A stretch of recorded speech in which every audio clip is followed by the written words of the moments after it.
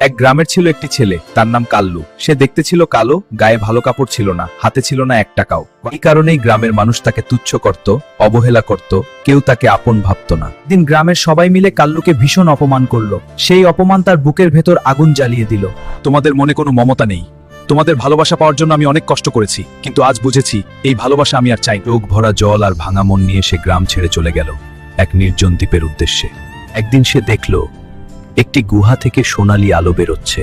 প্রথমে কাল্লু ভয় পেল, তারপর সাহস করে গুহার ভেতরে ঢুকলো। গুহার ভেতরে ঢুকেই সে অবাক, চারদিকে শুধু সোনা, হীরা, মণি, অগণিত সম্পদ। এই দিন থেকেই কাল্লুর জীবন বদলে গেল। গরিব কাল্লু হয়ে উঠল কোটিপতি কাল্লু, সম্মান আর সম্পদের অধিকারী। এই খবর খুব দ্রুত গ্রামে পৌঁছে গেল।